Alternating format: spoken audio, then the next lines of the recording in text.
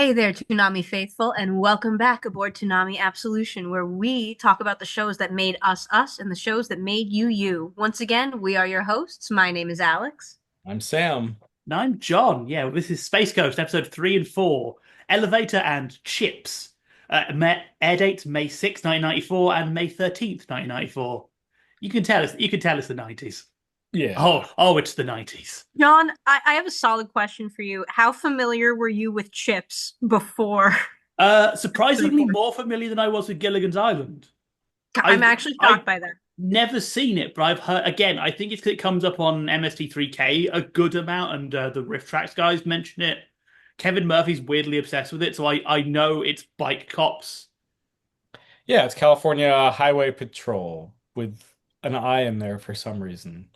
Because it doesn't roll off the tongue too I'm well, but desperate to you know, know which episode the coffin bit comes from because we see a bit of stock footage of like a woman screaming at a coffin, and I need to see that episode and just that episode.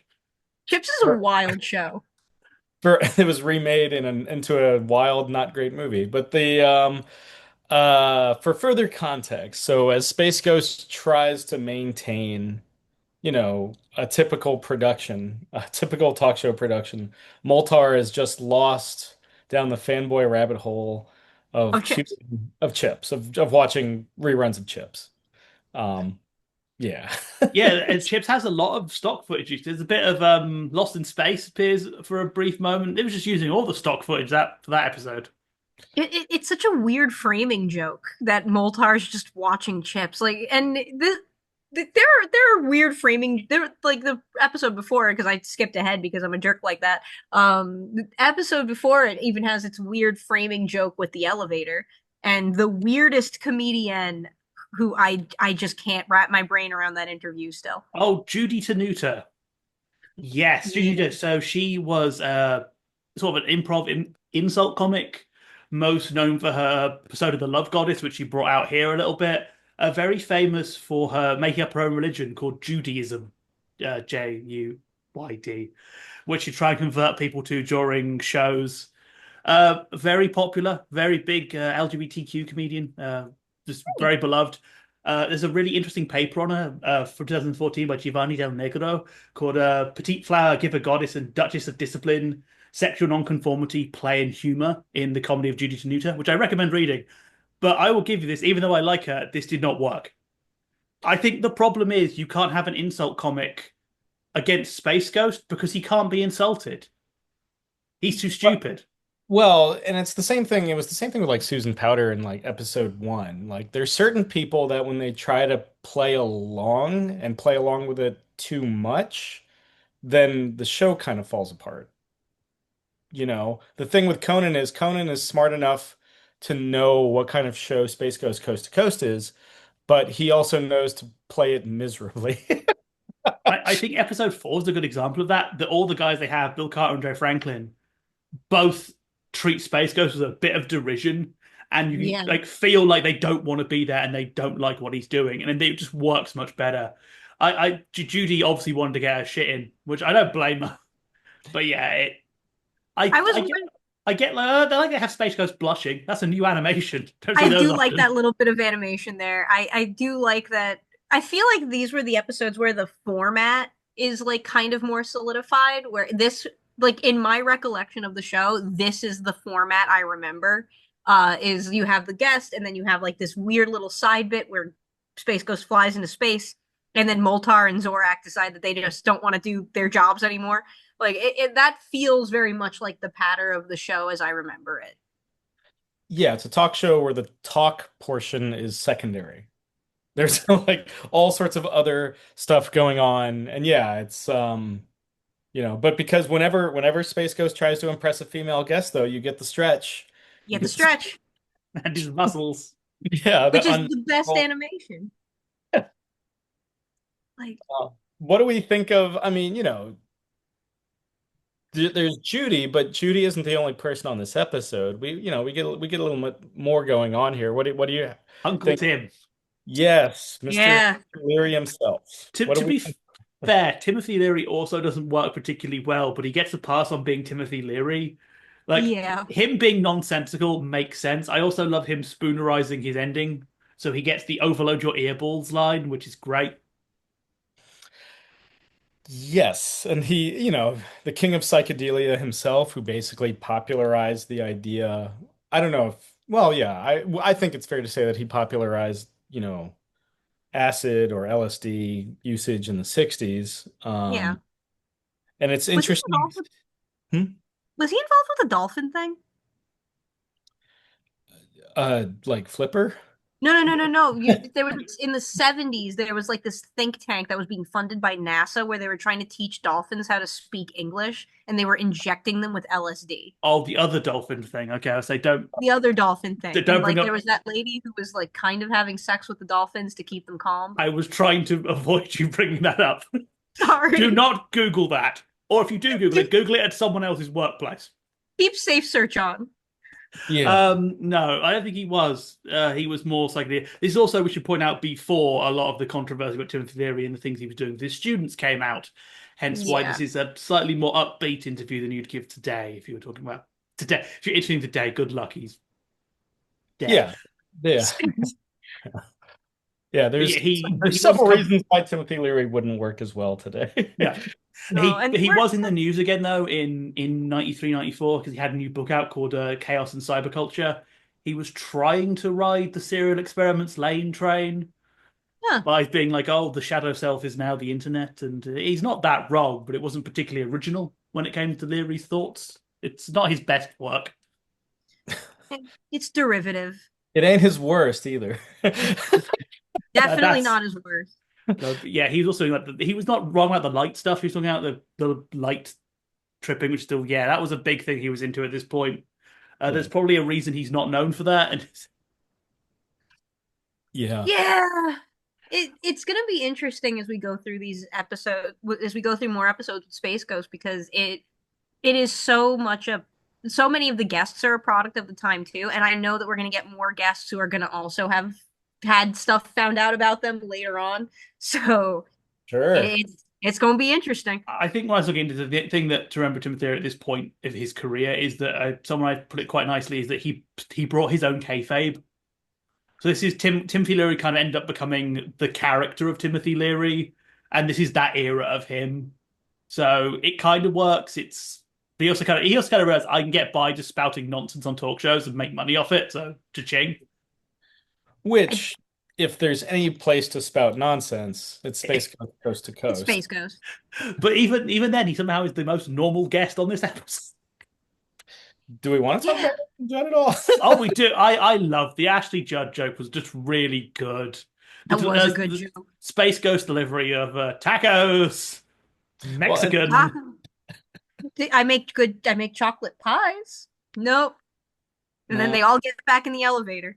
I'm of the belief, as somebody that does interviews and junkets and stuff occasionally, um, that Warner Brothers, since, Space Coast to Coast is a Warner Brothers show on a Warner Brothers channel, whenever there was like a big Warner Brothers project that had junkets, they're like, hey, could you just slip in like this for like, this won't take that long, maybe 2 or 3 minutes.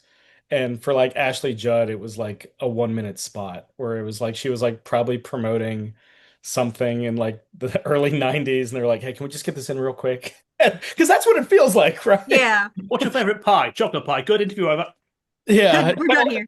It's like the Bee Gees in the first episode, but even it feels even more abrupt somehow. Even though the Bee I'm Gees, less drunk. yeah, and less drunk and looking for food, but still looking for food. Still Interesting. looking to make well, Space Ghost was looking for food, which is how they end up back in the elevator.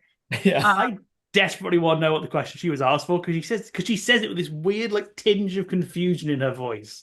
So Yeah. I want the footage of that interview to work out like what happened to make her say that. Next time Ashley Judd is at a convention, someone needs to be like, in 1994, when you were on Space Ghost. Yeah. If Yeah. you Anytime that I've talked to people on Space Coast to Coast before. I need to ask them like what that experience was like.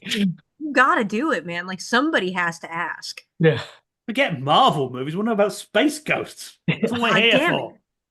I would just put out that sort of episode 4 is quite a big hitter when it comes to guest. Bill Carter is on there. He's a New York Times Yeah. journalist, and the book he talked about is a real book. He's written a lot of books about late night politics, which is charmingly quaint in the modern era of like, oh, late night's this big thing, you've got to fight for it and backstab. And today it's like, oh, James Corden had the role, so probably not as prestigious anymore. No, almost an afterthought. It's almost like I find late night television to be the last bastion of like broadcast network television. Yeah. That and crime procedurals that have cases of the week that run for That like one that one dude on Dateline who's like super stoked about the people who got murdered. yeah, when the LOS Oh, turn to WTFs. Yeah. it's that or the thing about them digging on that island looking for treasure. Yeah. Yeah. Um, I love that show. Just random aside, I went to a hotel once and watched an episode of that show. Then 4 years later, I was in a different hotel, found that again. I was like, oh, this must be a rerun. Looked it up. They'd done 5 more seasons in the intervening years, and this was a new episode. It had gone exactly nowhere in the 4 years I hadn't watched it. I love that. It It's was like, oh, waiting for you. maybe in 4 years I'll go back and there'll be a plot point. yeah, they're cheap to make. Testing one plot point. Um, Um, But Bill Carter on Space Ghost Coast to Coast feels almost like a full circle moment or a complete, like, if we're subverting the form to get Bill Carter, who is as bemused and openly wonders when the funny part starts. I mean, that's it, right? That's kind of it. it's a very inside baseball guest, especially pairing him with Joe Franklin. Because then also Yeah. the thing about Franklin is true. He is the guy who is credited with inventing the talk show. If you want to believe that, that's up to you. But yeah, he started in January 1951 God. and ran until 93. So it's the longest continuous running career in showbiz history. Also, the man who gave They Might Be Giants their first TV exposure. Huh. So there you go. That's really cool. Without him, we would not have Dr. Worm, who is not a real doctor, but is a real worm. Oh, Or Triangle look at Man. that. But We love the that for him. I mean, if you think about it at this point of American broadcast television history, I say that like streaming history started in the early 90s, but the uh we're fresh off or like the late night wars are still very much a thing. You've got Carson stepping down and you've got the battle between Leno and Letterman right around Yeah. then. And so to get the basically the godfather, or if anything, just the perennial elder statesman of the form and the leading writer of the kind of dissecting the form on, it's a oddly meta episode that kind of lends credence to Coast being its own late night show. I mean, it's also interesting to remember that in the 90s specifically, like cable was still not in everybody's houses yet. Like there were still people who just had the basic channels or still had satellite dishes. So late night television was still had a lot more prestige at the time. I mean, don't get me wrong, I love watching Stephen Colbert on YouTube in the morning when I do my makeup, but that's like it's a different energy that went with those shows. I mean, I think you can argue that with the first guest, he's written 4 books Yeah. about people fighting to have a late night slot. Where these days I would struggle to name one of them apart outside of Colbert, and that's only because I watched the Colbert show. What, in the early 2000s he was doing that Yeah. character? Yeah, it spun off Daily Show. from Daily Show in like late 2005, early 2006. And I mean, like the Daily Show got its start in the 90s too, like pre Jon Stewart, that was a 90s show. And then it very much changed its format, which is what made it so famous. It stopped be having that late night energy and it became more of a news show. So, and that showed the way that the wind was turning in America. Yeah. Also, my favorite joke this episode is the bit where they're talking. Well, again, it's another very inside baseball gag where they talk about doing monologues, and Mhm. Space Ghost asks, "What's a monologue?" It's the bit where the host lets you go free, and just leads this really nice back and forth, which leads the "Would I lie to you? Of course you would." Yeah. Such a good, and it perfectly. I think they definitely found what Space Ghost's character is now, in that he is an idiot musclehead who doesn't really know what's going on, but in this very specific way. Yeah. Yeah. And we Yeah. do get the beginning of Space Ghost blowing up Zorak and Moltar, and later on he'll start blowing up guests too. Oh Straight yes, up, his yeah. laser threatening. He's Yeah. lazy. Like we can't let you say that on here and just like the You know, just yeah. like Um, I mean, but let's to bring it home for a second. Let's talk more about chips. let's talk more about chips. That's the most important part of Yeah. About this whole. bikes. So it's like one of the most, we've got a stacked cast of guests, and yet Moltar just can't get over chips. He's so in it. He's so hyper focused on watching chips. And who did they say was supposed to be the last guest? I cannot remember. Johnny Was it Carson. Johnny Carson? And He did appear, just had more tentacles than usual. yeah, Yeah. like he's eventually Moltar's like, oh no, he's like, oh no, I wasn't paying attention. And eventually they find a tentacle monster that pretends to be Johnny Carson. Well, and that's the other thing, like Johnny Carson, King of Late Night from like the, 60s through the early 90s. His retirement's relatively fresh. Yeah, So it reminds me of that bit in Bruno where Bruno keeps up hyping an interview with Harrison Ford, and the interview is really just Harrison Ford getting takeaway and gruffly telling him to fuck off and getting in a car and driving away. And that's it kind of has that spirit. I watch stuff like these two episodes, and it reminds me of like how for me I love it when late night is irreverent. I love the idea of Conan O'Brien having a stick that will play like clips from Walker Texas Ranger, and I feel like yeah. Moltar's monitor on on chips is kind of like presages that quite a bit. I'm curious, was Chips being rerun at this point? It must have been. But I also wonder because they go through a series of shows in order. It seems to be a very specific order. So I'm always curious, is that referencing him actually flipping through things that may be on at the same time? I mean, the 80s and 90s really was the era of syndication in American television. Like this was the era where like Nick at Night was getting big. A bunch of shows from the 60s and 70s were getting replayed. Like that's why Gilligan's Island was getting replayed. I remember watching all of Three's Company in the mid 90s. And that was a show that came out in the 70s. Like this was exactly the right time for this to be coming Three's Yeah, Company's still being rerun as well, which out. is sure. But uh, it was the point where a lot of that, yeah, where reruns were really filling up cable television. And Chips was part of that wave, even though for the life of me, I've never seen a full episode of Chips. You I ever never seen a full episode of Chips? No, just like, You weren't hanging out with your grandma as much as I was. my grandma definitely wouldn't have been watching Chips. My really your grandma grandma was. wasn't into motorcycle cops. No, no, she probably would have been watching at best like I Love Lucy and Dick Van Dyke. Uh, Uh, but he's still alive. Yeah, oh, he's still in his 90s, still fit Dick as Van, ever. that's crazy. Yep. Got, he's a bit of a, he's got the monster beard now Was and he? Was he ever on Space Ghost? I don't think I he don't was remember unless you. he was like promoting like Diagnosis Murder or something, which was Oh, his big like late career show that ran for multiple seasons. oh yeah, Diagnosis Murder ran forever. It was just like That's awesome. That's So awesome. there's always the chance. I have to be be honest. I only know Space Ghost for the hits, and so like I don't routinely go to the Bill Carter episode because it's like okay, well that's fine. I Fine, just get the whatever. feeling Dick Van Dyke wouldn't be on a show where his legs aren't visible because it means he can't dance.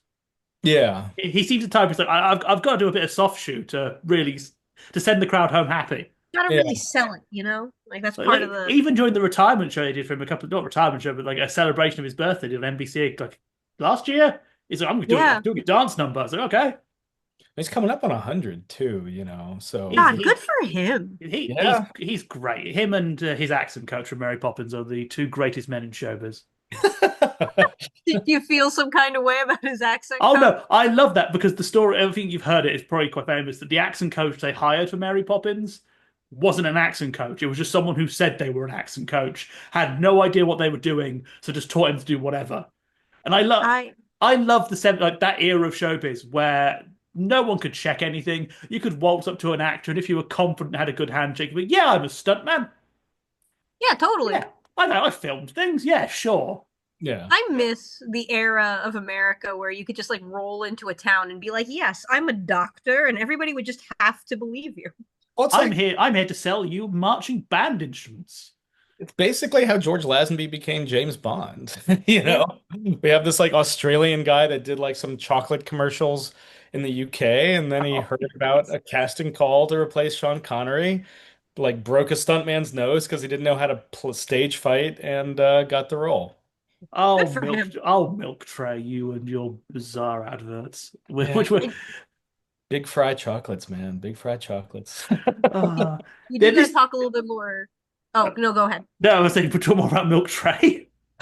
No, I was like, no, not sponsored by a chocolate that I think stopped being made in like the mid Oh 80s. man, I would love that Cadbury money. Can we get some of that Cadbury money, guys? Uh, Yeah, sponsor us, Cadbury. Like, I would love some Cadbury. I can have one Cadbury cream egg every like 5 years at this point in my life, or I go into a diabetic coma. No, we can't because they closed the weird little ride at their museum, which gave me They don't immense ride. childhood trauma. They had a little ride and they had a museum and they had a little ride and it gave me immense childhood trauma because this is totally off topic, but they do a thing let's about go. the enslavery of the Incas to get cocoa beans, Yeah. Okay. which Yeah. but they do it surprisingly accurately and in depth. So the Yeah. first bit's like, oh, little chocolate beans dancing, sing, happy, happy. The Incas were enslaved by the Spaniards and slaughtered en masse. So with lightning, it's like, oh, okay, just me therefore, like, where's the What? magic bits? What?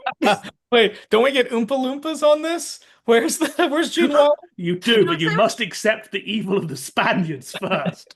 say what you want about the Hershey Company. At least their like tour ride isn't traumatizing. It's just Yeah. very weird. I've never been to Hershey Park. I've never been to Hershey Park. Oh, it's so cool. I love Hershey Park. You get free chocolate like all the time. It's the best. This It's is so, like for me, this is the spirit of Space Ghost, but continue. Oh this no, is it the spirit, totally is. like very much the spirit of Space Ghost.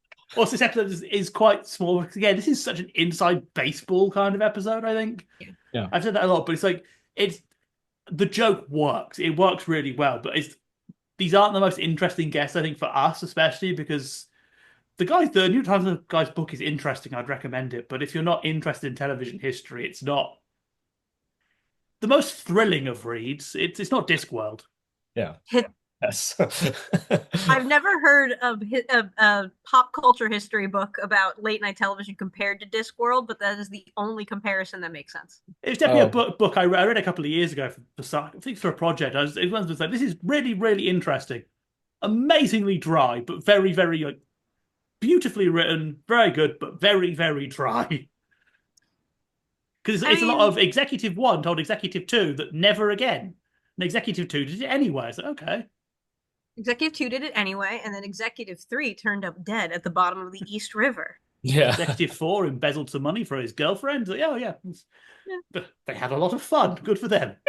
Think of all the late night producers who turned up dead at the bottom of the East River. Probably more than a small amount.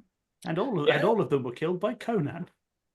By Conan. As They, part they of weren't even looking. Came up behind him. Yeah. With his the big most da- the most dangerous game, and it's just Conan following you monologuing.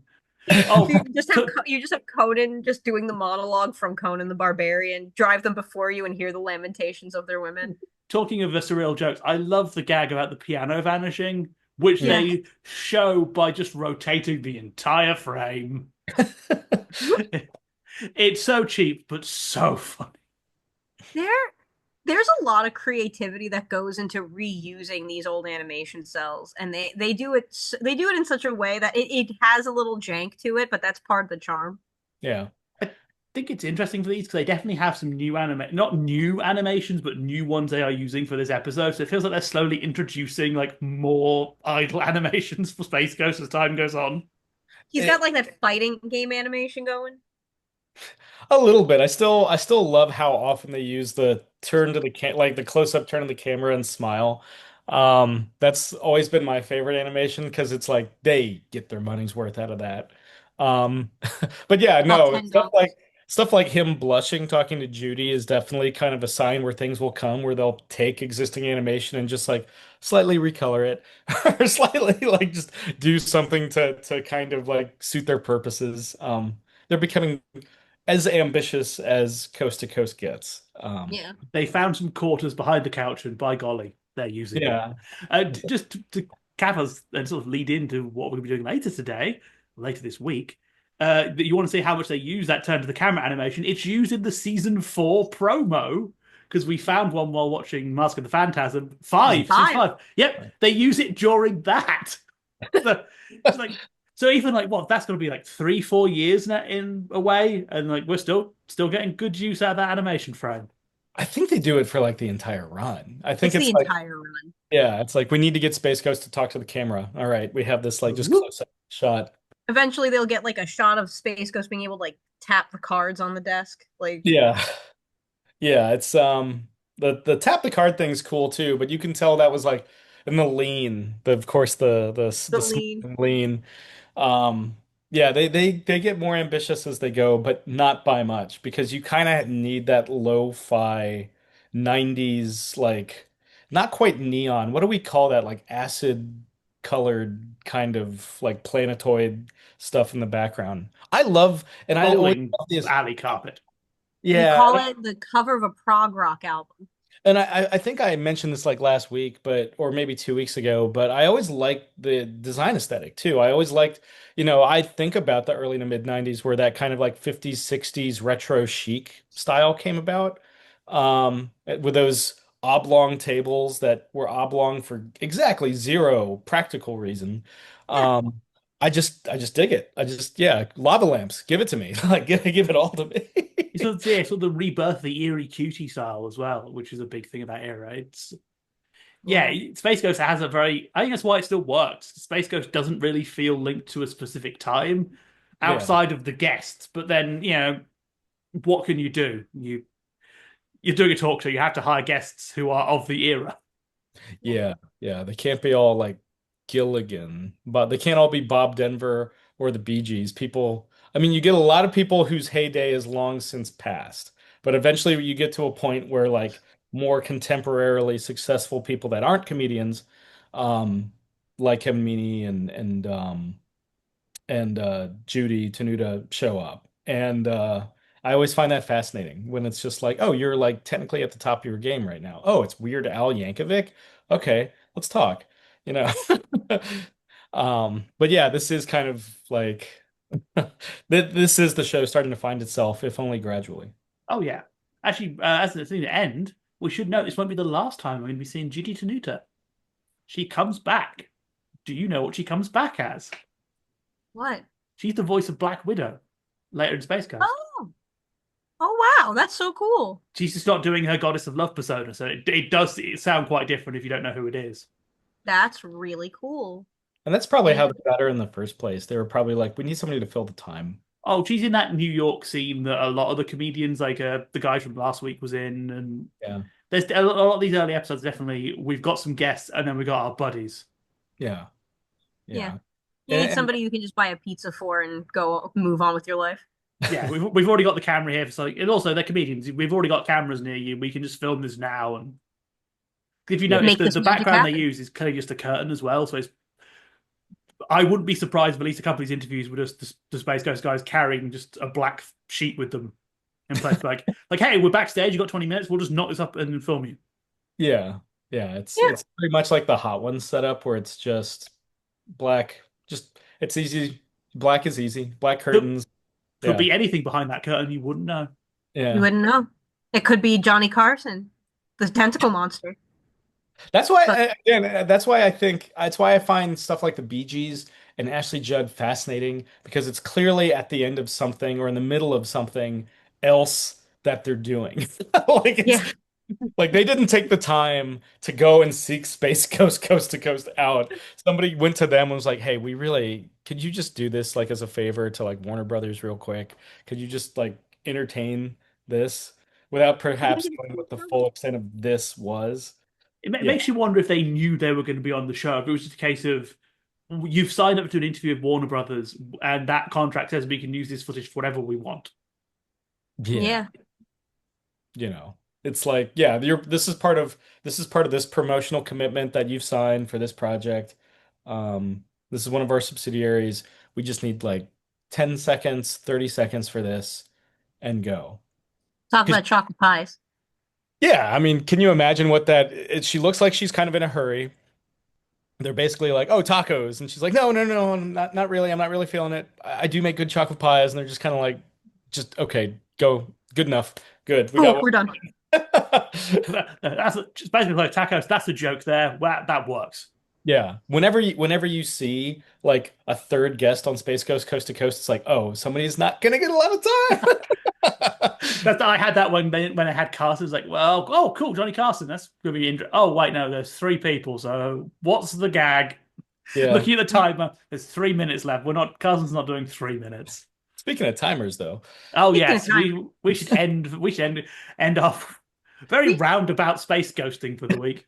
this might be the most on point Space Ghost way to talk about Space Ghost is to not talk about Space Ghost. Um, but you guys have any other final thoughts? nah. I'm excited for next week because I think we'll start. We got the format now. I think things get a bit better from here. Yeah. Yeah, it's going to be an interesting time, but we have pulled into our final destination. That's right. It is time to disembark from Toonami Absolution. We want to thank you again for joining us, and we hope you continue to join us as we talk about the shows that made us us and made you you. Once again, we have been your hosts. My name is Alyx. I'm Sam. And I'm John. We'll see you next time. Bang. Stretch. Stretch.